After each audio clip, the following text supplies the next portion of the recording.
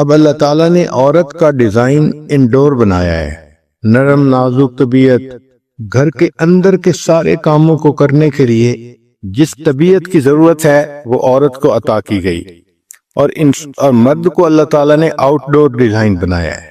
چنانچہ باہر کے کاموں کے لیے جو ضرورتیں ہوتی ہیں اللہ نے انسان کو طبیعت بھی ایسے ہے، مگر گھر کے اندر دین اسلام نے خامند کو مینیجر بنا دیا۔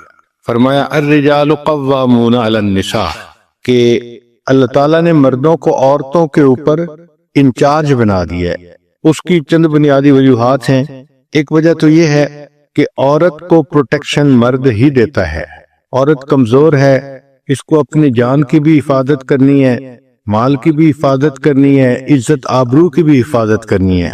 اب یہ تینوں کام کرنے کے لیے اس کو مرد کی ہیلپ چاہیے، لہذا اللہ رب العزت نے مرد کو ذمہ دار بنا دیا کہ گھر کے سارے کاموں کے لیے آپ ذمہ دار ہیں۔ اور حدیث مبارکہ میں ہے کہ مرد جو فیصلہ بھی کرتا ہے اس میں برکت اس کے ساتھ ہوتی ہے، کیونکہ وہ گھر کا امیر ہے اور امیر کے فیصلے میں برکت ہوتی ہے۔ ہو سکتا ہے کہ میاں بیوی میں سے عورت زیادہ ذہین ہو اور مرد کم لکھا پڑھا ہو یا کم ذہین ہو، لیکن جو برکت ہے وہ مرد ہی کے فیصلے میں ہوگی۔ تو عقل مند عورتیں اپنے مرد کے ذریعے سے فیصلے کروا لیتی ہیں تاکہ ان کے فیصلوں میں برکت آ جائے۔ عورت بہت عقل مند سمجھدار ہوتی ہے مگر جذبات کی رو میں جلدی بہہ جاتی ہے۔ اگر اس کے اندر یہ جذباتی پنا نہ ہوتا تو نہ وہ خاوند کو بہت محبت دے سکتی اور نہ وہ اپنے بچوں کو پیار دے سکتی۔ یہ اس کی ضرورت تھی کہ اس کے اندر جذبات کا پہلو غالب ہوتا، تبھی تو بیچاری بچے ہونے کے بعد دن رات ہلاک ہوتی ہے، نہ اسے کھانے کی فکر، نہ پینے کی فکر، نہ اپنے سونے کی فکر، ہر وقت اپنے بچے کی خاطر کام کے لیے تیار ہوتی ہے، اپنے آپ کو کھپا دیتی ہے بچے کی خاطر، کس لیے کہ بچے کی محبت دل میں ہوتی ہے۔ ورنہ تو اگر اس کے اندر یہ جذبات سٹرونگ نہ ہوتے، فیلنگ سٹرونگ نہ ہوتی، تو بچے کی پیدائش کے بعد خاوند سے کہتی تمہارا بچہ ہے، اب اس کو کسی کے ذمہ لگاؤ کہ وہ پالے، اور خود ایک طرف ہو جاتی۔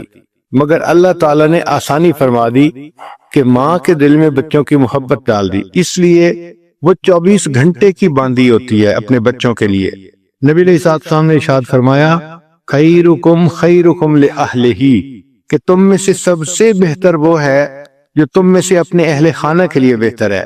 یعنی کسی مرد کی اچھائی کا اندازہ اس کے بزنس سے نہیں لگائیں گے، اس کے دوستوں کی محفل سے نہیں لگائیں گے، بلکہ اس کی اچھائی کا اندازہ اس سے لگائیں گے کہ یہ اپنے اہل خانہ کے ساتھ کتنے اچھی زندگی گزارتا ہے، اچھے اخلاق کی زندگی گزارتا ہے، بیوی کے ساتھ محبت سے پیش آئے، اپنے بچوں کو اچھی طرح ان کی نگرانی کرے، ان کی مدد کرے، ان کی ضروریات کو پورا کرے، اور گھر کے لوگوں کے لیے رحمت کا سبب بن کے رہے، تو ایسا خاوند بہترین خاوند ہوتا ہے۔ پھر انسان زندگی میں پیسہ خرچ کرتا ہے، اس کو ثواب ملتا ہے، مثلا غریب کو دے دیا تو صدقے کا ثواب مل گیا، مسجد بنا دی صدقے کا ثواب مل گیا۔ لیکن شریعت نے کہا کہ جو پیسہ انسان اپنے بیوی بچوں پہ خرچ کرتا ہے، اس پیسے پر اس کو بہترین صدقہ کرنے کا ثواب ملتا ہے۔ یعنی بیوی بچوں پہ جو پیسہ خرچ کیا جاتا ہے یہ بہترین صدقہ ہوتا ہے۔ پھر مرد کی ڈیوٹی لگائی کہ وہ گھر کے کام کاج میں دلچسپی لے، عورت کی ضرورت کو محسوس کرے اور اس میں اس کو ہیلپ کرے۔ عورت کو ہیلپ کی ضرورت ہوتی ہے، لیکن گھر والی کا ہوتا ہے۔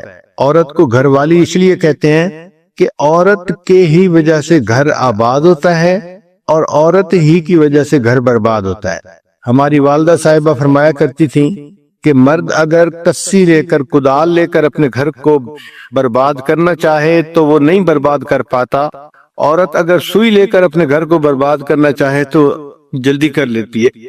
عمر چھوٹی تھی میری تو میں اپنی والدہ سے یہ بات حیران ہو کے پوچھتا تھا کہ امی یہ کیسے پاسبل ہے کہ عورت سوئی لے کے گھر کو جلدی گرا لیتی ہے اور مرد جو ہے وہ کدال سے بھی اپنے گھر کو نہیں گرا سکتا۔ تو امی مجھے کہتی تھی بیٹا تم چھوٹے ہو تو ابھی یہ بات نہیں سمجھو گے، لیکن حقیقت یہی ہے کہ مرد کدال لے کے بھی گھر گرانا چاہے تو نہیں گرا پاتا، عورت اگر سوئی لے کے گھر گرانا چاہے تو وہ جلدی گرا لیتی ہے۔ تو گھر کا بنانا آباد کرنا عورت کی ایک بڑی ذمہ داری ہوتی ہے، اس لیے اس کو گھر والی کہتے ہیں۔ سب سے بہتر اصول گھر آباد کرنے کا یہ ہے کہ آپس میں محبت پیار کی زندگی گزاریں۔ وَجَعَلَ بَيْنَكُمْ مَوَدَّةً وَرَحْمَةً، اللہ تعالیٰ فرماتے ہیں کہ ہم نے میاں بیوی کے درمیان مودت اور رحمت رکھ دی ہے۔ چنانچہ اگر مودت اور رحمت کی زندگی گزاریں گے تو میاں بیوی خوشیوں بھری زندگی گزاریں گے۔ رزق کم ہونا زیادہ ہونا یہ ایک الگ بات ہے۔ میاں بیوی کو کھانے کے لیے خشک روٹی بھی مل جائے مگر آپس میں الفت محبت ہو تو وہ بہت خوشیوں کی زندگی گزارتے ہیں، اور اگر آپس میں الفت محبت نہ ہو تو پھر پراٹھے بھی پکے ہوئے ہوں تو انسان کی زندگی عذاب ہوتی ہے۔ اس پر سائنٹیفک دور میں بہت ریسرچ کی گئی کہ گھر میں عورت ایک بہترین بیوی بن کے کیسے رہ سکتی ہے، تو 6 بڑے پوائنٹ ہیں جن کو کھولا گیا اور واقعی وہ بہت اہم ہے۔ ہر عورت کو چاہیے کہ وہ ان 6 پوائنٹ کو ذہن میں رکھے اور اس کے مطابق اپنی زندگی گزارنے کی کوشش کرے۔ ان میں سے پہلا ہے کمیونیکیشن۔ کمیونیکیشن کہتے ہیں کہ خاوند کو اپنا مطمع نظر پہنچانا، سمجھانا، بتانا۔ اس میں عورتوں کی ایک فطرت ہوتی ہے، وہ ڈائریکٹ بات نہیں کرتی، وہ اشارے کرتی ہیں اور پھر سمجھتی ہیں کہ خاوند خود ہی سمجھے، اس کو سمجھنا چاہیے تھا، حالانکہ صاف بات، مگر وہ صاف بات کرنے کی بجائے اشارے کر دیتی ہیں اور سمجھتی ہیں کہ اس کو ٹرانسلیٹ خاوند خود کرے گا۔ اچھا، جو سمجھدار خاوند ہوتے ہیں وہ تو اس بات کو سمجھتے ہیں اور اس کو ٹرانسلیٹ کر لیتے ہیں، لیکن جو اتنے زیادہ سمجھدار نہیں ہوتے وہ نہیں ٹرانسلیٹ کر پاتے، جس وجہ سے پھر آپس میں ایک دوسرے کے ساتھ آرگومنٹ شروع ہو جاتے ہیں۔ چنانچہ سب سے پہلی بات، ایکسپریس فیلنگز ایفیکٹولی۔ جو اپنی احساسات جذبات ہیں ان کو خاوند کے سامنے بہت کلیئرلی اور ایفیکٹولی انسان ایکسپریس کرے تاکہ اس کو صحیح پتہ چلے کہ مسئلہ کیا ہے۔ پھر ایک دوسری اہم بات کہ پازیٹیو ٹون ہونی چاہیے، ڈو ناٹ بلیم، کہ جب بھی ایک عورت کوئی بات کرے تو پازیٹیو ٹون میں بات کرے، بات بات پہ بلیم نہ کرے۔ یہ ایک کمزوری ہم نے دیکھی ہے، ذرا سی کوئی بات ہو جاتی ہے تو جس دن شادی ہوئی تھی اس دن سے شروع کر دیتی ہے کہ رخصتی کے دن تمہاری والدہ نے ایسے کیا تھا، تمہاری بہن نے ایسے کیا تھا اور اس وقت تم نے کچھ نہیں کہا تھا، یعنی گڑے مردے اکھاڑنے اور پھر وہاں سے بات شروع کرنی اور بات بات پہ خاوند کو بلیم کرنا، یہ چیز گھر کی بربادی کا سبب بنتی ہے۔ تو پازیٹیو ٹون ہونی چاہیے، and wife should not blame. ہر بات میں خاوند کو بلیم نہیں کرنا چاہیے۔ ٹھیک ہے، دوسرے بندے کے اندر کوتاہیاں ہوتی ہیں، غلطیاں ہوتی ہیں، ویکنیسز ہوتی ہیں، مگر اس کا یہ مطلب بھی نہیں ہوتا کہ ہر چیز کو برا ہی بنا دیا جائے۔ پھر ایڈمٹ وین ہارٹ، جب آپ کا دل دکھے تو آپ اس کو تسلیم کریں، بتائیں۔ Stop reading your husbands mind, یہ وہ غلطی ہے جو تقریباً 100 میں سے 99% عورتیں کرتی ہیں کہ ہسبینڈ کا مائنڈ پڑھنے کی کوشش کرتی ہیں اور اس میں ہی غلطی کھاتی ہیں۔ پھر ایک بہت اہم پوائنٹ ہے کہ talk to your husband not about your husband. یہ ہسبینڈ سے بات نہیں کرتی بلکہ ہسبینڈ کے بارے میں ہر کسی سے بات کرتی ہیں، بہن سے کریں گی، ماں سے کریں گی، پڑوسن سے کریں گی، گھر آنے والی کوئی بھی عورت ہوگی اس سے کریں گی، ہر کسی سے ہسبینڈ کے بارے میں بات کریں گی، لیکن خود ہسبینڈ سے بات نہیں کریں گی۔ تو کمیونیکیشن جتنی بہتر ہوگی اتنا میاں بیوی کا تعلق بہتر ہوگا۔ دوسرا پوائنٹ ہے چوز یور بیٹلز، کہ میاں بیوی میں کئی مرتبہ اختلاف ہو بھی جاتے ہیں تو اصولی اختلاف ہونے چاہیے۔ چھوٹی چھوٹی باتوں پر اختلاف کرنا، جھگڑا کھڑا کر دینا، یہ اچھا نہیں ہوتا۔ اگر انسان سٹینڈ لے تو کسی مضبوط پوائنٹ کے اوپر سٹینڈ لینا چاہیے۔ چنانچہ take a stand on principles اور give up control to gain more power. Control گھر کا خاوند کو دو تاکہ تمہاری پاور اور زیادہ ہو جائے۔ اور don't be hurdle in husband's way, ہر کام میں خاوند کے راستے کی رکاوٹ نہ بنے۔ کوئی بھی کام وہ خاوند کرنا چاہتا ہے اس میں رکاوٹ ڈال دینا، رکاوٹ بن جانا، یہ اچھی چیز نہیں ہوتی۔ اور ایک خاص بات جو ہے، اوائڈ کریٹیسزم کو چھوڑ دینا چاہیے۔ خواہ مخواہ چھوٹی چھوٹی باتوں پہ یہ ایسے ہے، یہ ایسے ہے، یہ کریٹیسائز ہی کرتے رہنا خاوند کو، یہ اچھا نہیں ہوتا۔ پھر تیسرا اہم پوائنٹ ہے ریسپیکٹ ہم، کہ اپنے خاوند کی عزت کرو۔ بہت ساری عورتیں اپنے خامد کو ایک بڑی عمر کے لڑکے کی طرح ڈیل کرتی ہیں کہ یہ بڑی عمر کا بچہ ہے. یہ غلط بات ہوتی ہے. ہسبینڈ ہے، اس کی ریسپیکٹ کرنی چاہیے. Do not treat him like a child. Be loyal to him and show him that you are loyal. خامد کے ساتھ وفاداری ہونی چاہیے اور اس کو وفاداری نظر بھی آنی چاہیے. بیوی کی ذمہ داری ہے کہ she should try to win the heart of the husband، کہ ہسبینڈ کا دل جیتے، ہسبینڈ کے دل میں اپنی محبت کو پیدا کرے. بی کنسٹرکٹیو سوچ ہونی چاہیے. اور ایک اور اہم پوائنٹ ہے کہ اگر خاوند سے کوئی بات کرنی ہے تو first point out his good things. پہلے اچھی باتوں کی نشاندہی کرو، دین پوائنٹ آؤٹ ہز مسٹیکس، پھر اس کی ویکنیسز کو بتائیں. مگر ہوتا کیا ہے کہ جب اس نے بات کرنی ہوتی ہے تو یہ ایسے بات کرتی ہے کہ لگتا ہے کہ اس مرد کے اندر تو کوئی دنیا کی خوبی ہے ہی نہیں، ساری جہان کی برائیاں اسی کے اندر آ گئی ہیں. نبی علیہ الصلوۃ والسلام نے حضرت عبداللہ ابن عمر لانو کو بتانا سمجھانا تھا کہ آپ تہجد کی پابندی کیا کرو. وہ جوان العمر تھے اور جوان لڑکوں کی نیند کافی گہری ہوتی ہے، اٹھنا مشکل ہوتا ہے، تو نبی علیہ السلام ان کو سمجھانا چاہتے تھے. تو حدیث مبارکہ میں ہے کہ نبی صاحب نے فرمایا کہ عبداللہ ابن عمر کتنا اچھا آدمی ہے اگر یہ تہجد کی بھی پابندی کرے. مطلب یہ کہ پہلے اس کی تعریف کی کہ جو اچیومنٹس ہیں ان کا اعتراف کریں، اور پھر اس کو بتایا کہ اس کو امپروومنٹ کیا کیا کرنی ہے. پوری زندگی میں یہ بہترین دستور ہے کہ پہلے جو اچیومنٹس ہیں ان کا اعتراف کرو اور پھر اس کے بعد اس کی مسٹیک کو بھی مینشن کر دو. نبی علیہ الصلوۃ والسلام نے ارشاد فرمایا اگر مخلوق کو سجدہ کرنے کی اجازت ہوتی تو میں بیوی کو حکم دیتا کہ وہ اپنے خاوند کو سجدہ کرے. اس سے اندازہ لگانا چاہیے کہ شریعت کی نظر میں خاوند کی رسپیکٹ کتنی زیادہ ہے. وہ عورتیں بہت خوش نصیب ہوتی ہیں جو اپنے خاوندوں کی رسپیکٹ کرتی ہیں اور اس ذریعے سے اپنے رب کی جو ہے وہ پسندیدہ بندیاں بن جاتی ہیں. حدیث مبارکہ ہے کہ نبی اسلام کے زمانے میں ایک صحابی کی شادی ہوئی تو ایک ڈبل سٹوری گھر تھا. تو نیچے ماں باپ رہتے تھے عورت کے، اور اوپر کی سٹوری پہ ہسبینڈ اپنی وائف کے ساتھ رہتا تھا.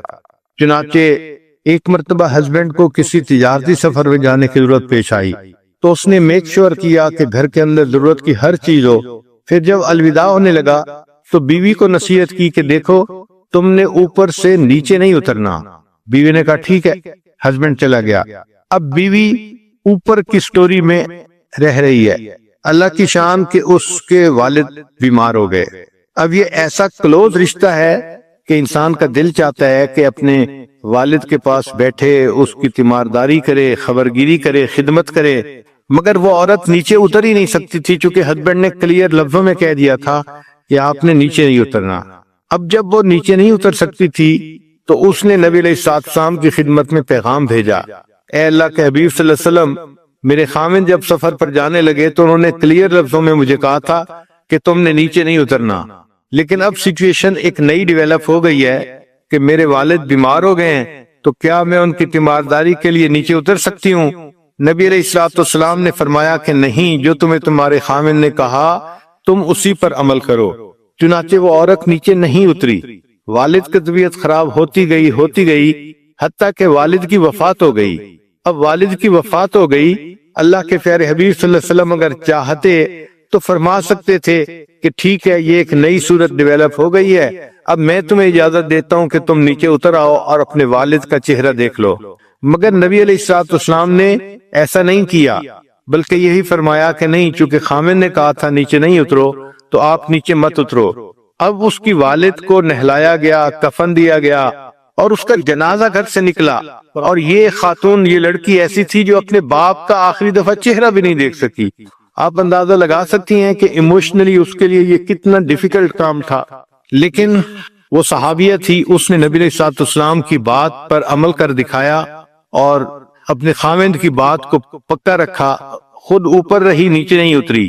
خیر والد کا جنازہ ہو گیا. حدیث مبارکہ میں ہے کہ جب جنازہ پڑھ کے نبی صاحب تشریف لائے تو نبی علیہ السلام نے اس عورت کو پیغام بھیجا کہ چونکہ تم نے اپنے خاوند کی بات کی لاج رکھی اور نیچے نہیں اتری، تمہارے اس عمل کی وجہ سے اللہ تعالی نے تمہارے والد کے تمام گناہوں کو معاف فرما دیا اور اس کو جنت عطا فرما دی. تو اس سے اندازہ لگائیں کہ شریعت کی نظر میں خاوند کی بات کی کتنی اہمیت ہوتی ہے. تو پہلا پوائنٹ ہے کمیونیکیشن صاف ہونی چاہیے اور بہتر ہونی چاہیے۔ دوسرا ہے کہ ہر بات پہ جھگڑا کھڑا نہ کریں، چوز یور بیٹل، پرنسپلز کے اوپر آپ اختلاف کریں اگر کرنے کی ضرورت بھی ہے۔ اور تیسری بات کہ اپنے خاوند کی رسپیکٹ کریں۔ چنانچہ ایک یونیورسٹی کی ریسرچ میں 400 مردوں سے انٹرویو کیے گئے اور ان سے پوچھا گیا کہ آپ کیا چاہتے ہیں اپنی بیوی سے، تو انہوں نے کہا کہ ہم باقی ہر تنگی برداشت کر سکتے ہیں، لیکن ہم یہ چاہتے ہیں کہ بیوی ہماری رسپیکٹ کرے۔ جو بیوی اپنے خاوند کی رسپیکٹ نہیں کرتی تو وہ پھر آٹومیٹک رشتہ وہ ویک ہو جاتا ہے، کمزور ہو جاتا ہے۔ پھر چوتھا پوائنٹ ہے بی ایکسپٹنگ، کہ ایکسپٹ کرنا چاہیے، accept his position as head of the family. پہلی بات یہ نہ ہو کہ گھر کے چھوٹے بڑے ہر کام بس اپنی مرضی سے کرنے ہیں اور اپنے مشورے سے چلانے ہیں، اور خاوند کی تو جیسے گھر میں کوئی اہمیت ہی نہیں ہوتی۔ اور abandon the myth of equality، یہ جو ایک myth چل پڑی ہے کہ شانہ بشانہ میاں بیوی اور ایک ہیں، ٹھیک ہے ایز این انسان ایک ہیں، لیکن گھر کے اندر جو ذمہ داریاں ہیں اس میں اللہ نے مرد کو پریفرنس دی ہے، فضیلت دی ہے، اور عورت کو اس کا ماتحت بنایا ہے۔ حدیث مبارکہ میں ہے کلکم راعٍ وکلکم مسئول عن رعیتہ، تم میں سے ہر بندہ ایک چرواہا ہے اور اس سے اس کی وہ رعیت کے بارے میں اللہ تعالیٰ قیامت میں سے بیوی اور بچوں کے بارے میں قیامت کے دن سوال کیا جائے گا، اور بیوی سے بچوں کے بارے میں سوال کیا جائے گا کیونکہ وہ بچوں کی نگران ہے۔ یہ 2014 میں ریسرچ شائع ہوئی اور یہ کتاب دنیا میں اتنی پاپولر ہوئی کہ اس کو بک آف دی ایئر کا ایوارڈ بھی دیا گیا، اور اس بک میں یہ مینشن کیا گیا کہ بیوی اگر چاہتی ہے کہ گھر آباد رہے تو اس کو چاہیے کہ وہ اپنے ہسبینڈ کی رسپیکٹ کرے۔ پھر پانچواں point let go of responsibility of finance, کہ جو گھر کے اخراجات ہیں اس مسئلے میں عورت خود ذمہ داری نہ لے بلکہ یہ خاوند ہی کے سر پہ رکھے کہ گھر کے اخراجات کو وہی چلائے۔ ایک پوائنٹ بڑا اہم ہے کہ let your husband be children's father, کہ اپنے ہسبینڈ کو بچوں کا باپ بننے دو۔ ہوتا کیا ہے کہ ماں خود تو بچوں کو مار بھی لیتی ہے، کچھ نہیں ہوتا، اور اگر خاوند ذرا سخت آواز سے بچوں کو بلا لے تو تڑپ جاتی ہے، جھگڑا شروع کر دیتی ہے، چھوٹا بچہ ہے آپ اس کا خیال نہیں کرتے، آپ کو تو بچوں سے محبت ہی نہیں، پیار ہی نہیں۔ بھائی ڈانٹ ڈپٹ کرنا یہ زندگی کا حصہ ہے، تو مرد کئی مرتبہ ایسی بات کر جاتا ہے، اس پر صبر ہی کرنی چاہیے، عورت کو پیشنس اختیار کرنی چاہیے۔ تو اپنے ہسبینڈ کو بچوں کا باپ بن کر رہنے دو۔ پھر discuss with him how to raise children, اگر بچوں کی تربیت کرنی ہے تو اپنے ہسبینڈ کے ساتھ ڈسکس کریں کہ ہمیں کن کن باتوں کا خیال کرنا چاہیے تاکہ ہمارے بچوں کی تربیت اچھی ہو سکے۔ Let your husband value your problem, پھر اگر کوئی بات ہے تو try to understand the view point of your husband, اپنے ہسبینڈ کے ویو پوائنٹ کو سمجھنے کی کوشش کرو۔ کئی مرتبہ عورتیں جذبات میں آ جاتی ہیں اور اگلے کا ویو پوائنٹ سمجھنے کی کوشش ہی نہیں کرتی، بس جو ہاں کر رہی ہوتی ہیں اسی کے اوپر جمی رہتی ہیں۔ پھر ایک اور اہم نکتہ کہ be open minded in an argument, اگر کوئی آرگومنٹ ہو بھی گیا ہے تو اس میں اوپن مائنڈیڈ بات کریں، یعنی اگلے کا ویو پوائنٹ بھی سمجھنے کی کوشش کریں کہ اگلا کیا کہہ رہا ہے۔ پھر ایک اور اہم بات کہ برنگ اپ ایشوز ایٹ رائٹ ٹائم، اگر کوئی مسئلہ ڈسکس بھی کرنا ہے تو اس کو صحیح ٹائم پہ ڈسکس کرنا چاہیے۔ اس میں عورتیں بہت زیادہ غلطی کرتی ہیں، وہ مسئلے کو بچوں کے سامنے کئی دفعہ ڈسکس کرنا شروع کر دیتی ہیں، یا اس وقت ڈسکس کرتی ہیں جب خاوند بہت تھکا ہوا ہوتا ہے یا وہ بہت زیادہ کسی کام کے اندر بزی ہوتا ہے۔ یہ تینوں اوقات مسئلے ڈسکس کرنے کے لیے اچھے اوقات نہیں ہیں۔ جب بچے سامنے ہو، جب ہسبینڈ ٹائرڈ ہو یا ہسبینڈ بزی ہو، تو ان تین ٹائم میں کوئی مسئلہ ڈسکس نہیں کرنا چاہیے۔ جب وہ پاس بیٹھے ہے، ریلیکس ہے اور بچے بھی پاس نہیں ہے، اس وقت مسئلہ ڈسکس کرنا چاہیے۔ پھر ایک اور نکتہ کہ ہیو ریئلسٹک ایکسپیکٹیشنز، میاں بیوی کو ایک دوسرے سے ایکسپیکٹیشنز جو ہے وہ ریئلسٹک رکھنی چاہیے۔ Do not develop negative feelings, پھر بات چیت کے دوران learn to say sorry if you are wrong, اگر کوئی غلطی ہو گئی ہے یا آپ نے کسی غلط بات پہ اپنے ہسبینڈ کے ساتھ ذرا اکڑ پن کا اظہار کر دیا ہے تو اس کی سوری بھی کرنی چاہیے کہ بھئی مجھ سے یہ غلطی ہو گئی، اس وقت میں غصے میں تھی، میں نے ایسی بات کہہ دی، مگر سوری کرنا تو ایک بہت ہی مشکل کام ہوتا ہے۔ پھر میاں بیوی کی ازدواجی زندگی میں رول ود دی چینجز کے ساتھ عورت کو بھی چینج ہونا چاہیے۔ مثال کے طور پہ شادی ہوئی تو اب عورت کی سچویشن اور ہے، پھر اس کے بعد اس کی بچہ ہو گیا تو بچے کے بعد اس کے بدن کے اندر بھی تبدیلیاں آتی ہیں اور حالات کے اندر بھی تبدیلیاں آتی ہیں، تو اس کے ساتھ ایڈجسٹمنٹ کر لینی چاہیے، ڈیل ود دی چینجز۔ اور ایک اور بات کہ take care of your self, عورت کو چاہیے کہ اپنا ضرور خیال رکھے۔ بہت ساری عورتیں جب بچے ہو جاتے ہیں تو اپنا خیال رکھنا چھوڑ دیتی ہیں، نہ ایکسرسائز کرتی ہیں، نہ اپنے کپڑوں کا خیال، نہ اچھائی صفائی کا خیال، اور بہت ہی بھدی پرسنالٹی ان کی بن جاتی ہے۔ اور پھر وہ کہتی ہیں کہ میں بیوی تو ہوں نا، اور بچوں کی ماں بھی ہوں اور گھر والی بھی ہوں۔ بھئی آپ سب کچھ ہیں، مگر خاوند کی نظر میں اچھا لگنا، خوبصورت لگنا یہ عورت کی ذمہ داری ہوتی ہے، اور شریعت نے اس کو جائز قرار دیا ہے۔ اس لیے عورت اپنے صاف ستھرا رہنے کے لیے کپڑے خریدے، جیولری خریدے یا کوئی پرفیوم خریدے تو شریعت مرد کو حکم دیتی ہے کہ وہ بیوی کو یہ چیزیں پرووائیڈ کرے۔ اور چھٹا سوال یہ ہے، چھٹا نقطہ سب سے بیسٹ ہے کہ be your husband's best friend, اپنے ہسبینڈ کی بہترین دوست بن کے رہو۔ ایسی ایکویشن خاوند کے ساتھ رکھو کہ خاوند کو ذرا سی کوئی بات پیش آئے تو وہ سب سے پہلے آ کے آپ کے ساتھ ڈسکس کرے۔ اور یہ چیز تب ہوتی ہے کہ جب ڈیفیکلٹ ٹائم میں عورت اپنے ہسبینڈ کے لیے سپورٹ بنے اور اس کی اچھی باتوں کی تصدیق کرے۔ اکثر عورتیں جو شکوے کرتی ہیں خاوند توجہ نہیں دیتے، گھر میں پریشانی ہے اور ایسا ہے، وہ اپنے آپ سے ایک کوسچن پوچھیں کہ کیا میں اپنے ہسبینڈ کی بیسٹ فرینڈ ہوں؟ تو ان کا دل گواہی دے گا کہ آپ کہاں بیسٹ فرینڈ، آپ تو اپنے ہسبینڈ کی دشمن بن کے زندگی گزار رہی ہیں۔ پھر آگے ہے 15 secrets of happily married women, جو ازدواجی زندگی خوشیوں والی گزار رہی ہوتی ہیں ان عورتوں کے لیے 15 پوائنٹ خاص۔ پہلا پوائنٹ کہ ایک امریکن یونیورسٹی کی 27 ایئرز کی ریسرچ ہے، 27 سال اس کے اوپر ریسرچ کی گئی، تو انہوں نے لکھا کہ خوشگوار ازدواجی زندگی کے لیے عورت کو آدھے گھنٹے کی exercise, half an hour exercise daily کرنی چاہیے تاکہ اس کی باڈی فٹ رہے اور وہ صحت مند زندگی گزار سکے۔ اور دوسرا یہ کہ عورت کو چاہیے کہ مناسب کھانا کھائے، اچھی نیوٹریشن حاصل کرے تاکہ اس کے بدن کے اندر طاقت رہے۔ بعض بچیاں سمارٹ ہونے کے شوق میں اتنی زیادہ ڈائٹنگ کرتی ہیں کہ ان کے لیے اٹھ کے کھڑے ہونا مشکل ہو جاتا ہے، پھر کہتی بھی ہے میں اٹھ کے کھڑی ہوتی ہوں تو میرا سر چکراتا ہے۔ پھر تیسرا point, take care of your appearance, اپنی اپیئرنس کا خیال رکھنا چاہیے، مگر اس میں بھی ایک بجٹ ہونا چاہیے۔ یہ نہیں کہ خاوند کی ساری تنخواہ اسی کے اوپر اڑا دی جائے، مگر اپنے آپ کو صاف ستھرا رکھے۔ عورت کو چاہیے کہ دن میں 1 دفعہ یا 2 دفعہ ضرور نہائے تاکہ جسم صاف ستھرا رہے اور نئے کپڑے یا صاف کپڑے جو ہیں وہ بدلے۔ پھر چوتھا پوائنٹ یہ ہے کہ نرشر انٹلیکٹ، کہ اپنے دماغ کو بھی خوراک پہنچانی چاہیے۔ اس لیے شادی شدہ عورت کو چاہیے کہ وہ کتابیں پڑھے اور ان کے بارے میں سوچے تاکہ اس کا جو برین ہے وہ کام کرتا رہے۔ پھر بی سافٹ اینڈ کمپیشنیٹ، یعنی لونگ، عورت کو چاہیے کہ نرمی ہو اس کی طبیعت میں اور اس کی طبیعت خاوند کے لیے لونگ ہونی چاہیے۔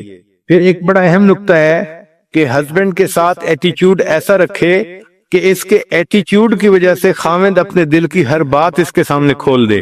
Your attitude should welcome husband to open up، یعنی ایٹیچیوڈ ہی اتنا ہمدردی والا ہو، محبت والا ہو، پیار والا ہو کہ خاوند اپنے دل میں کوئی بات رکھ ہی نہ سکے، وہ اپنے دل کو اس کے سامنے اوپن اپ کر دے۔ پھر ایک نقطہ ہے مینرز کے بارے میں کہ بی پولائٹ اینڈ کورٹیس۔ پھر ایک نقطہ ہے کہ encourage your husband to spend time with male friends، husband کو کہنا چاہیے کہ وہ مردوں کے ساتھ اپنا وقت گزارے، جیسے جماعت کے ساتھ جائے اللہ کے راستے میں، یا مجالس کے اندر جائے، علماء کے درس قرآن، درس حدیث، ان محفلوں میں جائے، تو اپنے ہسبینڈ کو کہنا چاہیے۔ بعض ہسبینڈ گھر کے اندر لیٹے پڑے رہتے ہیں، سوئے رہتے ہیں، تو یہ ایک اچھی عادت نہیں ہے۔ اس سے انسان کی زندگی بگڑتی ہے. تو اس کو آپ انکریج کریں کہ بھئی آپ جائیں فلاں مجلس میں جائیں، فلاں مجلس میں جائیں، تاکہ اس کو باہر کی مجالس سے نفع اٹھانے کا موقع مل سکے. بعض عورتیں خامد کو گھر سے نکلنے ہی نہیں دیتی، یہ بھی بری چیز ہے. پھر جب ہسبینڈ باہر سے گھر آئے تو great your husband with smile and hug and I contact every day. یہ عورت کی ذمہ داری ہے کہ ہسبینڈ جب باہر سے آئے تو اس کے ساتھ آئی کنٹیکٹ کرے، اسمائل کرے اور اس کو ریسیو کرے. کوئی بھی کام گھر میں کر رہی ہو، ڈراپ ایوری تھنگ اینڈ پرووائڈ وارم ویلکم. اپنے خامد کو وارم ویلکم دے. پھر 11واں پوائنٹ یہ ہے کہ عورت کے اندر سینس آف ہیومر بھی ہونی چاہیے، یعنی ایسی بات کرے کہ جس میں سینس آف ہیومر ہو. اس سے یہ کہ دل ایک دوسرے کے زیادہ قریب ہوتے ہیں. جب میاں بیوی اکٹھا بیٹھ کے ہنستے ہیں، بات کرتے ہیں، تو دل ایک دوسرے سے زیادہ جڑ جاتے ہیں. پھر عورت کی ذمہ داری ہے کہ اپنے ہسبینڈ کی نیڈز کو اینٹیسپیٹ کرے کہ اس کو کس چیز کی ضرورت ہے، پہلے سے سوچ کے. زندگی ایکٹیو ہونی چاہیے اور فن فیلڈ ہونی چاہیے. یہ فن فیلڈ لائف جو ہے یہ میرج کے لیے وٹامن کی مانند ہوتے ہیں. اور آخری نقطہ کہ عورت ہمیشہ اپنے آپ کو خادمہ ہی سمجھے. Have a serving heart. دل میں یہ فیصلہ کر دے کہ اللہ نے مجھے خدمت کے لیے پیدا کیا ہے. میں کنواری ہوں تو مجھے اپنے باپ بھائی کی خدمت کرنی ہے. میں شادی شدہ ہوں تو مجھے اپنے ہسبینڈ کی خدمت کرنی ہے. اور ہسبینڈ اگر فوت ہو گیا، میں ماں بن گئی، تو مجھے اپنے بچوں کی خدمت کرنی ہے. تو اللہ نے مجھے پیدا ہی خدمت کے لیے کیا ہے، لہذا خدمت کرنا ہی میری زندگی کا اعزاز ہے. پھر ازدواجی زندگی کے لیے ایک اور اہم بات کہ ڈو ناٹ بی کنٹرولنگ، کہ کنٹرولنگ نہ ہو. ذرا سی بات پہ عورت چاہتی ہے کہ گاڑی میں بیٹھے ہوئے اسٹیئرنگ کو اپنے ہاتھ میں لے لے اور اپنی مرضی سے گاڑی چلائے. جو عورتیں گھر کا پورا کنٹرول اپنے ہاتھ میں لینے کی کوشش کرتی ہیں تو ان گھروں کے اندر پرابلم ہو جاتی ہے. کئی جگہوں پہ تو ایسا ہوتا ہے کہ ہسبینڈ کے بہاف پہ اس کی بیوی بات کر رہی ہوتی ہے، ہسبینڈ کو بات کرنے کا موقع ہی نہیں ملتا. اور اگر کسی وقت ہسبینڈ لوگوں سے بات کر رہا ہے تو شی گیوز ڈس اپروونگ لکس. اس وقت چہرہ ایسا بناتی ہے، دیکھتی اس طرح سے ہے کہ جیسے یہ اس چیز کو ناپسند کر رہی ہے. اور تیسرا کئی دفعہ ایسا ہوتا ہے کہ ایسے انوسینٹ کوسچن پوچھتی ہے کہ جو کلیئرلی بتاتے ہیں کہ یہ ڈس اپروو کر رہی ہے اس چیز کو. پھر بعض عورتیں دے گیو کاؤنٹلیس انوانٹڈ سجیشنز. ان کو مشورے دینے کا شوق ہوتا ہے اور وہ کوئی ایک دو مشورے نہیں دیتی، کاؤنٹلیس انوانٹڈ سجیشن دے رہی ہوتی ہیں. اسی لیے اگر خاوند گروسری کے لیے چلا جائے تو اتنے عیب نکالیں گی اس میں، اتنے کہ بندے کا دل چاہے گا کہ اگلی دفعہ میں نے جانا ہی نہیں ہے. اسی طرح عورت اگر ساتھ ہو اور مرد ڈرائیونگ کر رہا ہو تو اللہ توبہ، اس مرد کی تو شامت ہی آ جاتی ہے. اب آپ نے بریک نہیں لگائی، اب آپ نے یہ نہیں کیا، اب آپ نے وہ نہیں کیا. بھئی اگر وہ سیف گاڑی چلا رہا ہے اور چلاتا ہے تو اس کو چلانے دو. مگر ہوتا یہ ہے کہ خامد گاڑی چلا رہا ہوتا ہے اور بیوی بیٹھی خامد کو چلا رہی ہوتی ہے. اور اس کی ریزن کیا ہوتی ہے کہ بعض عورتوں میں ایک بیماری ہوتی ہے، اس کا نام ہے ہیلپ سنڈروم، کہ ہر کام میں خواہ مخواہ پنگا لینا، اس میں دخل اندازی کرنا اور اپنا مشورہ دینا. یہ ہیلپ سنڈروم جو ہے اس کی وجہ سے پھر میاں بیوی کی ایکویشن خراب ہو جاتی ہے. اور ایک بیماری کا نام ہوتا ہے مدر کمپلیکس. تو کئی عورتیں ایسی ہوتی ہیں کہ وہ اپنے ہسبینڈ کو بھی ایک بڑی عمر کے چائلڈ کی طرح ڈیل کرتی ہیں. اگر عورتیں چاہیں کہ ہم بہترین بیوی بن کر رہیں تو ان کو چاہیے کہ ام المومنین خدیجہ الکبریٰ رضی اللہ تعالی عنہا کی زندگی کی تفصیل پڑھیں اور دیکھیں کہ وہ نبی علیہ الصلوۃ والسلام کی کتنی اچھی بیوی تھیں. چنانچہ مالدار تھیں اور بہت عزت تھی سوسائٹی میں ان کی، لیکن جب شادی ہوئی تو انہوں نے اپنا پورا مال نبی علیہ الصلوۃ والسلام کے قدموں میں ڈال دیا، اپنا غلام بھی نبی علیہ السلام کی خدمت میں پیش کر دیا، ایک قربانی دے کے بتا دیا کہ وہ اپنے ہسبینڈ سے کتنی محبت کرتی ہیں. پھر جس وقت میں ساری دنیا مخالفت کر رہی تھی، خدیجہ الکبریٰ رضی اللہ تعالی عنہا ہی تھیں کہ جنہوں نے کلمہ پڑھا اور وہ ایمان لے کے آئیں. یعنی نبی علیہ السلام کو انہوں نے بہت آڈ وقت کے اندر سپورٹ کیا. پھر نبی علیہ السلام پر جب پہلی وحی اتری تو آپ صلی اللہ علیہ وسلم بہت گھبرائے ہوئے واپس گھر تشریف لائے اور آپ فرما رہے تھے زملونی زملونی، مجھے کمبل اڑا دو، مجھے کمبل اڑا دو. تو انہوں نے اس وقت پوچھا نبی علیہ السلام سے کہ آپ کے ساتھ کیا ہو رہا ہے؟ تو نبی علیہ السلام نے فرمایا کہ مجھے لگتا ہے ایسے کہیں مجھے موت ہی نہ آ جائے۔ تو اس پر خدیجہ کبریٰ رضی اللہ تعالیٰ عنہ نے جواب دیا تھا، اِنَّكَ لَتَصِلُ الرَّحِمَ، آپ صلہ رحمی کرنے والے ہیں اور آپ مہمان نوازی کرنے والے ہیں، وَتَقْسِبُ الْمَعْدُومَ وَتُعِينُ عَلَى نَوَائِبِ الْحَقِّ، یعنی نبی علیہ السلام کی اچھائیاں گنوائیں کہ آپ تو اتنے اچھے اخلاق والے اور اتنے اچھے کام کرنے والے ہیں، واللہ اللہ کی قسم، ما یخزیک اللہ، اللہ تعالیٰ آپ کو کبھی بھی جو ہے ضائع نہیں ہونے دیں گے۔ تو یہ ہوتا ہے بیوی کا کانفیڈنس کہ اس نے کہا کہ نہیں، ایسا ہو ہی نہیں سکتا کہ اللہ تعالیٰ آپ کو ضائع ہونے دے۔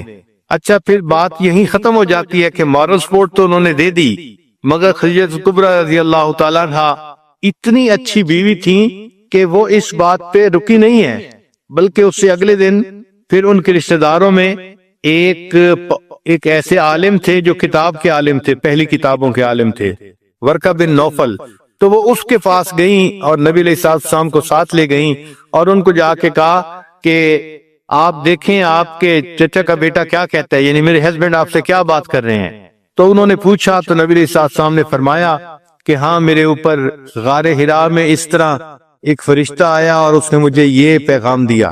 اب جب نبی علیہ السلام نے اسے پوری صورتحال بتائی تو اس نے تصدیق کی کہ ھذہ الناموس الذی، یہ وہی ہے فرشتہ جیسے موسیٰ علیہ السلام پہ بھی اترتا تھا، تو آپ تو اللہ کے پیغمبر ہیں اور آپ پر وحی اتری ہے۔ پھر انہوں نے نبی علیہ السلام کو یہ بات بھی بتائی کہ ایک وقت آئے گا کہ آپ کی قوم آپ کو اس شہر سے نکال دے گی۔ تو نبی علیہ السلام نے حیران ہو کے پوچھا، کیا میری قوم مجھے اس شہر سے نکال دے گی؟ تو انہوں نے کہا کہ ہاں، دین کے معاملات میں ایسی باتیں انسان کو پیش آتی ہیں، اے کاش اگر میں اس وقت زندہ ہوتا تو میں آپ کی ضرور مدد کرتا۔ تو ان سے بات کر کے نبی علیہ السلام، تو جو اچھی بیویاں ہوتی ہیں وہ خود بھی مورل سپورٹ دیتی ہیں، اور پھر اگر دیکھتی ہیں کہ فلاں کام سے میرے ہسبینڈ کے دین کو تسلی ہو جائے گی تو ان کے پاس بھی لے کے گئی خدیجہ کبریٰ رضی اللہ تعالیٰ عنہ۔ اس لیے وہ اتنی سپورٹیو تھیں کہ ہر قدم پہ اللہ کے حبیب صلی اللہ علیہ وسلم کو ان کی سپورٹ حاصل ہوتی تھی۔ پھر اس کا نتیجہ یہ نکلا کہ خدیجہ کبریٰ رضی اللہ تعالیٰ عنہ کی اتنی محبت تھی نبی علیہ السلام کے دل میں کہ عائشہ صدیقہ رضی اللہ تعالیٰ عنہ فرماتی ہیں کہ ایک مرتبہ میں نے محبت میں ناز میں آ کے یہ کہہ دیا کہ میں اتنی چھوٹی عمر کی نوجوان بیوی ہوں آپ کی، آپ کیوں خدیجہ کبریٰ ایک بوڑھی عورت کو یاد کرتے ہیں؟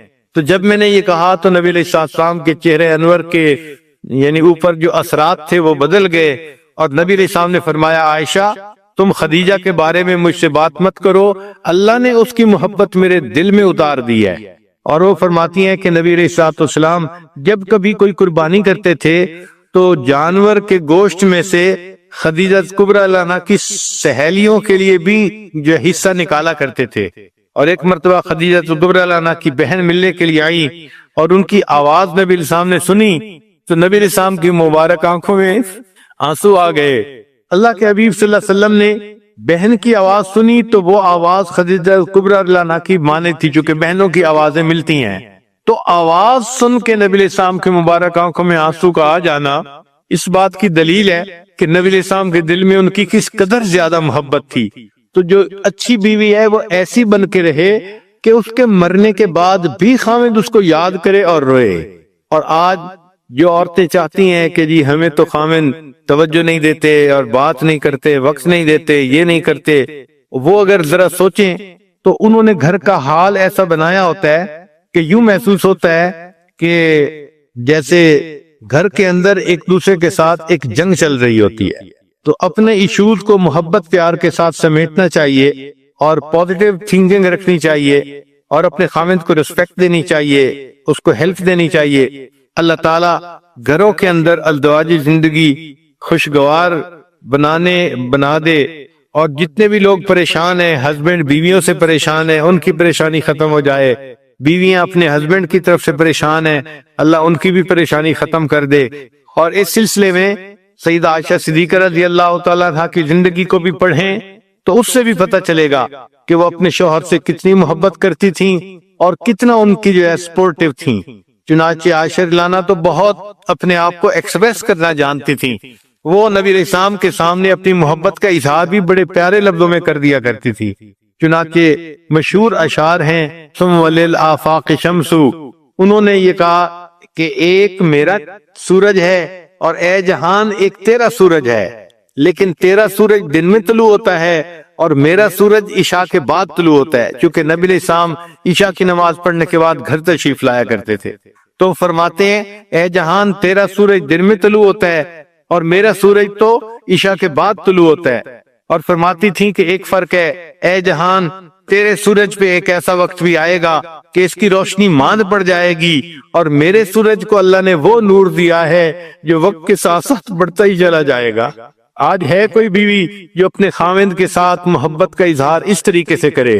جتنا بھی خاوند اچھا بن کے رہنے کی کوشش کرے، کہیں نہ کہیں کوئی نہ کوئی بات کا ایشو بنا کے اس کی تمام اچھائیوں کو مٹی میں ڈال دیتی ہیں، اور بس اس کو یوں محسوس کرواتی ہیں کہ اس سے برا انسان تو دنیا میں کوئی ہے ہی نہیں۔ تو بیویوں کو ایسا نہیں کرنا چاہیے، کام کو سنوارنے کی کوشش کرنی چاہیے، بگاڑنے کی کوشش نہیں کرنی چاہیے۔ تو سیدہ عائشہ صدیقہ رضی اللہ تعالیٰ عنہ کی زندگی، خدیجہ الکبریٰ رضی اللہ تعالیٰ عنہ کی زندگی، یہ عورتوں کے لیے ایک روشنی کا مینار ہے۔ جو عورت چاہتی ہے کہ میں اچھی بیوی بن کے رہوں تو اسے ان امہات المومنین کی زندگیوں کو پڑھ کے پھر اپنے خاوندوں کے ساتھ اچھے طریقے سے زندگی گزارنی چاہیے۔ فاطمہ بن عبد الملک، یہ عمر بن عبدالعزیز رحمت اللہ علیہ کی بیوی تھی۔ اس کے باپ بھی بادشاہ تھا، اس کا دادا بھی بادشاہ تھا، اس کے بھائی بھی بادشاہ تھے، اس کا خاوند بھی بادشاہ بنا۔ یہ ایک ایسی عورت تھی کہ جس کے قریب کے سارے محرم مرد جو تھے وہ بادشاہ بنے، صحیح معنوں میں شہزادی تھی، لیکن اس نے عمر بن عبدالعزیز رحمت اللہ علیہ کے ساتھ اتنا کوآپریٹ کیا کہ حیران ہوتے ہیں کہ بیویاں اپنے خاوندوں کی خاطر اتنا کچھ بھی کر سکتی ہیں۔ چنانچہ عمر بن عبدالعزیز رحمت اللہ علیہ جب خلیفہ بنے تو انہوں نے سب سے پہلے اپنی بیوی سے بات کی کہ دیکھو تمہارے پاس بہت سونا ہے، جیولری ہے، اور یہ سب کچھ بیت المال سے تمہیں دیا گیا ہے، تو میری نظر میں یہ ٹھیک نہیں ہے، یہ بیت المال کا حق ہے۔ تو اب تمہارے پاس دو چوائس ہیں، ایک تو یہ کہ تم اس جیولری کو رکھنا چاہتی ہو تو مجھ سے الگ ہو جاؤ اور اپنی زندگی گزارو، اور دوسری چوائس یہ ہے کہ یہ اپنی جیولری ساری تم بیت المال میں واپس کر دو اور میرے بیوی بن کے زندگی گزارو۔ تو فاطمہ نے کہا کہ یہ جیولری کیا، اس سے یہ کئی گنا زیادہ جیولری بھی ہوتی تو یہ میں دے دیتی، مگر میں آپ کا ساتھ کبھی نہ چھوڑتی۔ تو ایسی بیوی کے جو ناز و انداز کی پلی ہوئی ہو، وہ اپنا سارا مال قدموں میں ڈال دے اور اپنے خاوند کے ساتھ رہنے کو ترجیح دے، یہ وفادار بیویاں، اچھی بیویاں، مثالی بیویاں ہوتی ہیں۔ اللہ تعالیٰ سب عورتوں کو گھر میں مثالی بیوی بن کر رہنے کی توفیق عطا فرمائے۔ وآخر دعوانا ان الحمد للہ رب العالمین۔ یہ امتحان کا ہے، اللہ تعالیٰ اپنے بندوں پہ مختلف حالات بھیج کر ان کو آزماتے ہیں، کبھی خوشی دے کے آزماتے ہیں، کبھی غم دے کے آزماتے ہیں، کبھی صحت، کبھی بیماری۔ تو خوشی، غمی، صحت، بیماری، نفع، نقصان، یہ 6 ایسے حالات ہیں کہ ان میں سے کوئی نہ کوئی حال بندے کے اوپر ضرور ہوتا ہے، مگر یہ سب آزمائشیں ہیں۔ اللہ تعالیٰ خوشی دیتے ہیں آزمانے کے لیے، کیا یہ میرا بندہ شکر ادا کرتا ہے یا نہیں کرتا۔ اللہ تعالیٰ غم دیتے ہیں آزمانے کے لیے کہ یہ بندہ صبر کرتا ہے یا نہیں کرتا۔ لیکن یہ آزمائش کی جگہ ہے، اللہ تعالیٰ نے فیصلہ فرما دیا وَلَنَبْلُوَنَّكُمْ، اور ہم ضرور بھی ضرور تمہیں آزمائیں گے۔ تو اس لیے آزمائش کی جگہ ہے، یہاں آزمائش تو ہر بندے کی ہونی ہی ہے، مگر ایک نقطہ ذہن میں رکھیں کہ ہمارے مشائخ نے لکھا ہے کہ غم کے حالات میں اکثر لوگ پاس ہو جاتے ہیں کیونکہ صبر کر لیتے ہیں۔ عوام الناس بھی کہہ دیتے ہیں کہ اللہ کی مرضی، جوان لڑکی تھی، خاوند فوت ہو گیا، اب اس سے بڑا غم اس کے لیے کیا ہو سکتا ہے، لیکن اس سے پوچھیں تو آگے سے جواب دے گی جو اللہ کی مرضی۔ اس کا مطلب وہ کامیاب ہو گئی کہ اس نے اللہ کی رضا سے اپنے آپ کو راضی کر دیا۔ لیکن جو خوشی کے حالات ہیں ان میں اکثر لوگ فیل ہو جاتے ہیں کہ خوشی نے شکر ادا کرنا ان کو یاد نہیں رہتا۔ تو خوشی زیادہ مشکل امتحان ہے بنسبت غم کے، تاہم صحت ہو یا بیماری ہو، انسان ہر حال میں اپنے رب سے راضی رہے۔ جو آیت فکر ہے اس میں فرماتے ہیں کہ جب تک تو اس دنیا میں ہے قدورتوں کے پیش آنے کو کچھ عجب خیال نہ کر، یعنی اس پہ تعجب نہیں ہونا چاہیے کہ جی ہمیں پریشانی آ گئی ہے، جو پریشانیوں کا گھر، تو پریشانی تو آنی ہے، تو جب تک تو اس دنیا میں ہے قدورتوں کے پیش آنے کو کچھ عجیب خیال نہ کر، کیونکہ دنیا نے اسی چیز کو ظاہر کرنا ہے جو اس کا وصف ہے، یعنی برتن سے وہی نکلتا ہے جو برتن کے اندر موجود ہوتا ہے۔ کل اناء یترشح بما فیہ۔ اب دنیا میں چونکہ ہے ہی قدورتیں، وہ قدورتیں ہی ظاہر ہوں گی، پریشانیاں ظاہر ہوں گی۔ یہ ہے جو پریشانی کا گھر، وہ جگہ جہاں کوئی پریشانی نہیں، اس جگہ کو جنت کہتے ہیں، اور وہاں ابھی داخل نہیں ہوئے۔ جب جنتی جنت میں داخل ہونے لگیں گے تو وہ کہیں گے الحمدللہ الذی اذھب عنا الحزن، سب تعریفیں اس اللہ کے لیے ہیں کہ اب ہم سے حزن چلا گیا، غم چلا گیا۔ جنت میں کوئی غم نہیں ہوگا، کوئی پریشانی نہیں ہوگی۔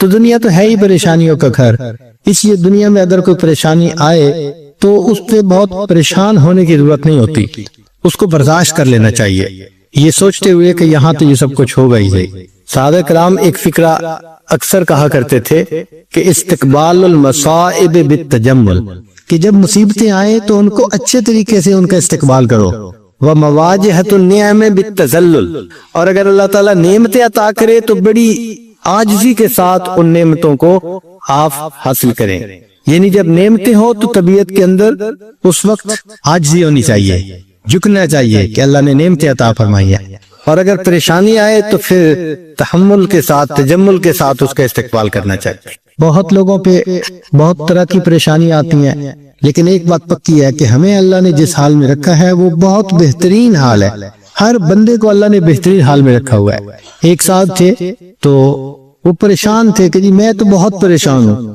تو ان کو کہا گیا کہ اچھا بھائی آپ ایسا کرو کہ پورے شہر میں جو آپ کو سب سے بہترین حال میں آدمی نظر آتا ہے نا، تم اس کی جیسی دعا مانگ لو۔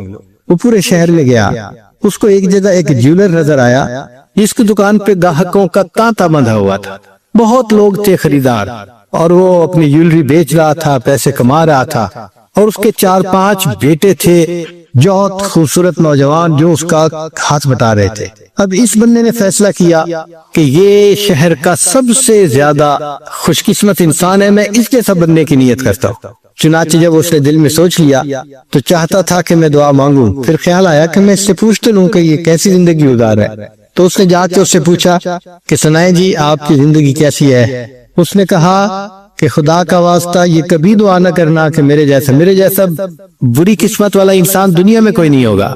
میں نے پوچھا کہ بھئی آپ کی بری قسمت کیا؟ اتنا آپ کے پاس مال ہے، پیسہ ہے، عزت ہے لوگوں کی نظر میں، اتنا بڑا مکان ہے، اور ہر چیز کی آپ کے پاس سہولت ہے، تو آپ کہتے ہیں کہ میرے جیسا بدقسمت کوئی نہیں ہوگا؟ اس نے کہا ہاں، جو میرے ساتھ گزر رہی ہے وہ میں نہیں بتا سکتا۔ اس نے کہا پھر بھی بتا کیا ہوا؟ اس نے کہا کہ میں تھوڑا کام کرتا تھا، کام اتنا زیادہ شروع میں نہیں تھا، تو ایک موقع پہ بیمار ہو گیا۔ اب جب بیمار ہو گیا تو نہیں، میرا کام اچھا چل رہا تھا، ایک موقع پہ میری بیوی بیمار ہو گئی۔ اب جب وہ زیادہ بیمار ہوئی تو میں اس کے پاس اس کی عیادت کے لیے بیٹھا ہوا تھا، اور میں اس سے محبت کی باتیں کر رہا تھا کہ مجھے آپ سے اتنی محبت ہے اور اتنی ہے۔ وہ خوبصورت تھی، اچھی شکل کی تھی۔ اس دوران اس نے مجھے کہا کہ ہاں میں تو اب مر رہی ہوں، تو میں جیسے ہی مروں گی تو دوسری شادی کرے گا اور تو اپنی زندگی گزارے گا، مجھ سے تمہیں کیا ہے؟ کہتے ہیں کہ میں نے اسے کہا کہ نہیں میں تمہارے بعد دوسری شادی نہیں کروں گا۔ تو اس نے کہا کہ اچھا میرے بعد دوسری شادی نہیں کرو گے، اس کی کوئی مجھے یعنی کوئی ثبوت پیش کرو۔ کہتے ہیں کہ اس کی محبت میں اس قدر گرفتار تھا کہ ہمارے قریب کوئی حکیم رہتا تھا، تو میں نے اس سے جا کے کہا کہ مجھے کوئی ایسی دوائی کھانی ہے کہ جس کے بعد میرے اندر عورت کی جو طلب ہے وہ ہی ختم ہو جائے، شہوت ہی ختم ہو جائے۔ تو اس نے مجھے ایک دوائی دے دی اور میں نے اس بیوی کو دکھا کے وہ دوائی کھا لی۔ اس کو کھانے کے بعد میں نامرد ہو گیا، مگر اللہ کو منظور تھا، بیوی صحت مند ہو گئی۔ اب جب کچھ عرصہ وہ صحت مند رہی تو اس نے مجھ سے مطالبہ شروع کر دیا کہ تم میرے خاوند ہو تو میری ضرورت کو پورا کرو۔ اب میں ضرورت پورا کرنے کے قابل نہیں تھا، تو وہ پھر اس کے اندر بغاوت آ گئی، وہ دین سے بھی دور ہو گئی، اور اس نے ادھر ادھر حرام کے تعلقات پیدا کر لیے۔ تو کہتے ہیں کہ یہ جو 5 بیٹے تمہیں نظر آ رہے ہیں یہ میرے نہیں ہیں، یہ میری بیوی کے ہیں، مگر ہیں غیر مردوں سے۔ اب میں جب ان پانچوں کی شکلیں آنکھوں سے دیکھتا ہوں نا روزانہ بیٹھ کے، تو جو میرے دل پہ گزرتی ہے تم اس کی تکلیف کا اندازہ نہیں لگا سکتے. تو کبھی دعا نہ کرنا کہ تم میرے جیسے بن جاؤ، اللہ تمہاری قسمت اچھی کرے، میرے جیسی نہ کرے. تو دیکھو اس بندے نے اپنی طرف سے سمجھا تھا کہ یہ سب سے دنیا یعنی شہر کا خوش قسمت انسان ہے، اور اس کو کیا پتا تھا کہ اس انسان کے ساتھ کیا بیت رہی ہے، اس کے دل پہ کیا دکھ ہے، کیا غم ہے. تو ہر بندہ سمجھتا ہے کہ جی بس میں بہت دکھی ہوں، دوسرے تو سب اچھے ہیں. نہیں، ہر ایک کی اپنی زندگی ہوتی ہے. بس اللہ سے یہ دعا مانگو کہ اللہ نے ہمیں جس حال میں رکھا ہے، اللہ ہمیں صبر کی توفیق عطا فرمائے، شکر کی توفیق عطا فرمائے. اللہ نے ہمیں بہترین حال میں رکھا ہوا ہے. سچی بات تو یہ ہے کہ ہم نے تو دنیا کے اندر آ کے غم کو دیکھا ہی نہیں ہے. سچی بات کروں نا، ہم نے تو غم کو دیکھا ہی نہیں ہے. یہ چھوٹی موٹی چیزیں یہ کیا ہوتی ہیں، اس کو غم تھوڑا کہتے ہیں. جو دنیا میں لوگوں پہ غم بیتے ہیں، اگر کبھی اس کی سٹوریاں سننے لگے تو حیران ہی ہو جائیں. کتابوں میں واقعہ لکھا ہے کہ ایک عورت تھی، طواف کر رہی تھی، اور طواف کے دوران کہتی تھی اللہ میں اس حال میں بھی آپ سے راضی، اے اللہ میں اس حال میں بھی آپ سے راضی. تو ایک آدمی نے یہ سنا تو بڑا حیران ہوا. اس نے اس سے پوچھا کہ تو کیوں کہتی ہے کہ میں اس حال میں بھی آپ سے راضی، میں اس حال میں بھی آپ سے راضی؟ اس نے کہا کہ میں طواف ختم کر لوں گی نا تو میں تمہیں اپنا واقعہ سناؤں گی. چنانچہ اس عورت نے اپنا واقعہ سنایا کہ میرے 3 بچے تھے، میں گھر کے اندر ایک دن تنور پہ روٹیاں پکا رہی تھی، تو میرے بڑے 2 بچے جو تھے وہ گھر میں کھیل رہے تھے کمرے میں. اچانک مجھے شور کی آواز آئی، تو وہ کہتی ہے کہ میں نے جب شور سنا تو میں وہیں سب کچھ چھوڑ کے تنور پر آٹا روٹیاں تو میں کمرے کی طرف بھاگی. جب کمرے گئی تو میں نے ایک عجیب تماشا دیکھا کہ اس سے 1-2 دن پہلے میرے خاوند نے گھر میں بکری کو ذبح کیا تھا، اور جس چھری سے بکری کو ذبح کیا تھا وہ اس نے کمرے میں رکھی تھی. تو میرے دونوں بچے کھیلتے کھیلتے ان میں سے ایک نے دوسرے کو کہا کہ تمہیں پتہ ہے کہ ابو نے بکری کو کیسے ذبح کیا تھا؟ تو دوسرا کہتا ہے مجھے تو نہیں پتا. وہ کہتے ہیں اچھا آؤ میں تمہیں بتاتا ہوں کہ کیسے ابو نے ذبح کیا تھا. تو میرا درمیان والا بیٹا جو تھا وہ زمین پر لیٹ گیا، اور بڑے لڑکے نے اس چھری کو اٹھا لیا. اب وہ چھوٹا بچہ تھا اور اس کو پتہ نہیں تھا کہ چھری کتنی تیز ہے. چنانچہ اس نے اس کے گلے پہ جو چھری چلائی تو گلا تو فوراً کٹ گیا اور خون تو فوراً چھوٹنے لگا. اب جب خون نکلا تو شور ہوا، اور میں بھاگی ہوئی آئی تو میں نے دیکھا کہ میرا بچہ خون میں لت پت پڑا تھا اور اس کی جان نکل چکی تھی. اب میں نے سوچا کہ میرا بڑا بیٹا کہاں ہے جس نے یہ حرکت کی تھی؟ وہ ڈر کے بھاگ گیا تھا اور کہیں چھپ گیا تھا. کہنے لگی میں نے اسے دوسرے کمروں میں دیکھا تو کہیں نظر نہیں آیا. جب صحن میں آئی تو وہاں میں نے تنور کے لیے کچھ لکڑیاں رکھی ہوئی تھیں، ان لکڑیوں کے پیچھے وہ جا کے چھپا تھا. کہنے لگی میں نے پیچھے سے اس کو جا کے جب دیکھا تو اس نے مجھے کوئی جواب نہیں دیا. جب میں قریب رہی تو مجھے پتا چلا کہ اس جگہ کے اوپر ایک سانپ بیٹھا ہوا تھا. یہ بچہ چھپنے کے لیے جب لکڑیوں کے پیچھے گیا، سانپ نے اس کو ڈسا اور یہ بھی وہاں مرا پڑا تھا. کہتے میں اس کی لاش اٹھا کے لائی، ایک بچے کو ایک چارپائی پہ لٹایا اور دوسرے بچے کو دوسرے چارپائی پہ لٹایا. پھر اس کے بعد میں نے فیل کیا کہ میرا تیسرا چھوٹا بیٹا جو کرالنگ کرتا تھا، ریگتا تھا، وہ کہاں ہے؟ وہ مجھے نظر نہیں آ رہا تھا. کہنے لگی میں اٹھ کے جب تنور کی طرف آئی تو میں نے دیکھا کہ اس نے کرال کیا اور وہ تنور کے اندر گر چکا تھا. تو میں نے اپنے زندہ بیٹے کو آگ کے اندر پورا جلتا ہوا دیکھا اور وہ بھی فوت ہو گیا تھا. تو میں نے تینوں بیٹوں کی لاشوں کو چارپائی پہ رکھا، پھر ان کو نہلایا، ان کو کفن دیے. جب تینوں کے جنازے ایک دن میں گھر سے نکلے تو میں عمرے کے ارادے سے آ گئی. اب میں طواف کر رہی ہوں اور اپنے اللہ کو کہہ رہی ہوں اے اللہ میں اس حال میں بھی آپ سے راضی ہوں.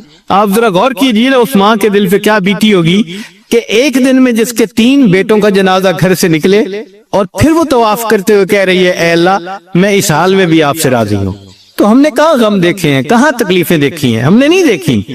ہمیں تو اللہ نے بہت سہولت کی زندگی دی ہے، بہت آسانیوں کی زندگی دی ہے. ہم تو جتنا شکر ادا کریں اتنا کم بنتا ہے. چنانچہ بہادر شاہ ظفر آخری مغل بادشاہ تھا. تو جب اس سے فرنگیوں نے حکومت کو چھینا تو انہوں نے اس کی دعوت کی، اس کو قید کیا اور پھر اس کی دعوت کی. اور دعوت میں انہوں نے اس کے سامنے دسترخوان پہ جیسے کھانے کے برتن نہیں ہوتے ڈھکے ہوئے، یہ کھانے کے برتن رکھے. تو بہادر شاہ ظفر سمجھا کہ میرے لیے کھانا رکھ دیا گیا ہے. چنانچہ کہتے ہیں کہ 10 یا 11 اس کے بیٹے تھے اور اتنے ہی برتن تھے. وہ ایک برتن سے کور اٹھاتا تھا، ایک بیٹے کا سر اس میں نظر آتا تھا، پھر دوسرا اٹھایا دوسرے بیٹے کا سر، تیسرا، جتنے بیٹے تھے اتنے سر اس کو دسترخوان کے اوپر رکھے ہوئے انہوں نے دکھائے فرنگیوں نے.